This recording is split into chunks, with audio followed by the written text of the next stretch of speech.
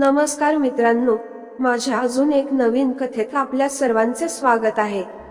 मी प्रफुल्ल आणि मी जॉब करतो। माझ्या गावापासून 7 किलोमीटरवर एक कंपनी आहे, तिथे मी जॉब करतो।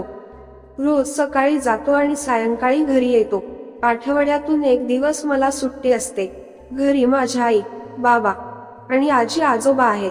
ताईचं लग्न झाले आहे आणि ती आपल्या घरी आहे। मी रोज आपल्या गाडीने जात होतो आणि एक दिवस एक साधारण 35 ते 40 वयोगटातील बाई माझ्यासमोर गाडीने जात होती। अचानक तिच्या समोर एक जनावर आले आणि तिने जोरात समोरचा ब्रेक दाबला आणि गाडी स्लिप झाली आणि ती पडली। बरे झाले की त्यावेळेस रस्त्यावर मोठे वाहन येत जात नव्हते। ती पडल्यावर तशीच होऊन होती आणि उठण्याचा प्रयत्न करत होती, तसेच गाडी तिच्या बाजूला होती। मी पटकन गाडी साईडला लावली आणि तिला उचलले। मी म्हणालो, लागले काय? जास्त कुठे? तर म्हणाली, जास्त नाही, पण पाय आणि हाताला लागले आहे। मी म्हणालो, चला दवाखान्यात। तर म्हणाली नाही। मी म्हणालो, चला नाही तर रात्री दुखण्याचा खूप त्रास होईल। तर म्हणाली, मला आता गाडी चालवता येणार नाही। तिला बोललो, माझ्यासोबत चला, तुम्हाला काही हरकत नसेल तर। तिच्याजवळ पण काही पर्याय नव्हता। मी तिची गाडी साईडला लावली आणि तिला गाडीवर बसून घेऊन गेलो। तिथून 2 ते 3 किलोमीटर हॉस्पिटल होते।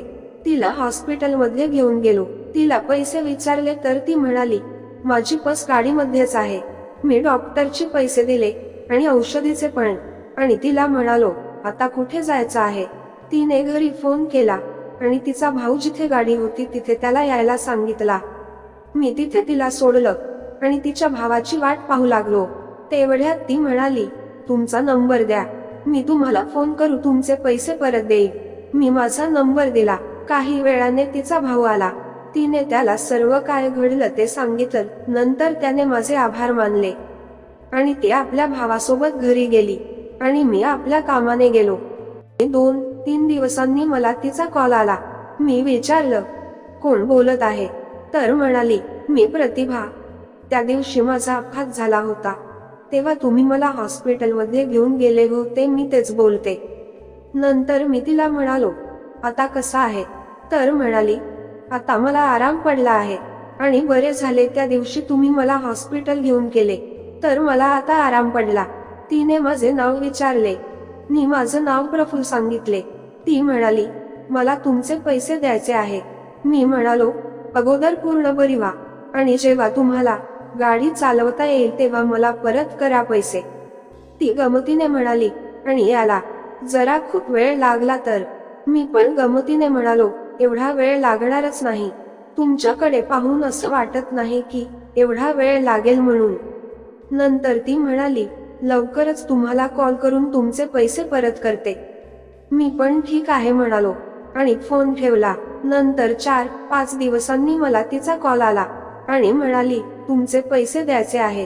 मी म्हणालो, ठीक आहे, कुठे यावे लागेल पैसे घेण्यासाठी? तर ती म्हणाली, तुम्ही कुठे येऊ शकता? मी म्हणालो, मी रोज जॉब करायला जातो। तर ती म्हणाली, माझे पण काम तिकडेच आहे। मग आम्ही ठरवले की 2 दिवसांनी तिथे यायचं म्हणून, आणि 2 दिवसांनी ती तिथे आली। तिला पाहताच म्हणालो, आता बरे झाले ना? तर ती हसली आणि म्हणाली, हो, तुमच्यामुळेच, मी माझ्यामुळे काहीच नाही, ते तर माझं कर्तव्य होते। आता ती हसली आणि माझे पैसे देऊ लागली। मी म्हणालो, एका अटीवर पैसे घेतो। तर म्हणाली, आता कुठली अट? मी म्हणालो, चला चहा पिऊ। नंतर आम्ही चहा पिता अशाच गोष्टी करू लागलो। मी तिला विचारले, काय करता तुम्ही? तर तिने सांगितले, कंपनीमध्ये काम करते। त्या दिवशी आम्ही खूप वेळ बोललो आणि त्यानंतर मी आपल्या घरी आलो आणि ती पण आपल्या घरी गेली आणि 2 दिवसांनी मला एक गुड मॉर्निंगचा मेसेज आला। बघतो तर तो मेसेज प्रतिभाचा होता।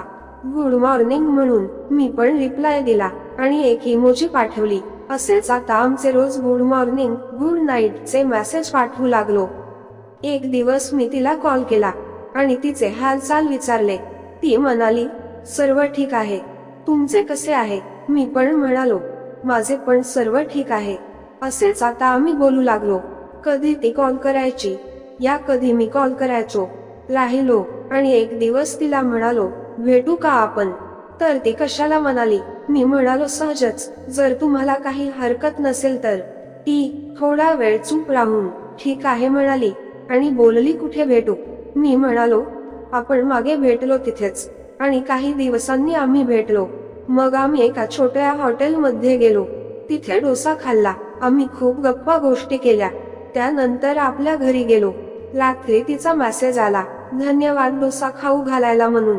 मी पण म्हणालो, तुमचा पण धन्यवाद आल्याबद्दल. आता तिने हसायचा इमोजी पाठवली. आता आम्ही रोज बोलत होतो आणि आमचे मन जुळू लागले होते आणि मला तर ती आवडू लागली होती.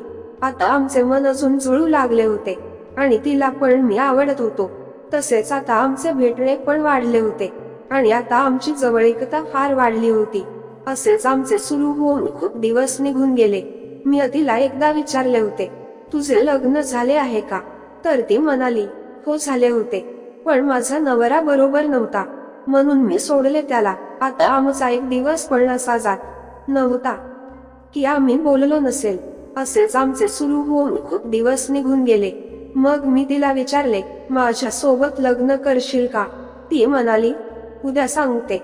मला त्या रात्री बरोबर झोप आली नाही आणि दुसऱ्या दिवशी ती भेटली तर खूप खुश दिसत होती आणि म्हणाली, हो मी तुझ्या सोबत लग्न करायला तयार आहे. मला तर खूप खुशी होत होती आणि आमचे आयुष्य फार आनंदात सुरू होते. नंतर काही महिन्यांनी आमचे लग्न झाले. आता आमच्या लग्न होऊन 3 वर्ष झाली आहे आणि आम्हाला एक 2 वर्षाचा मुलगा आहे.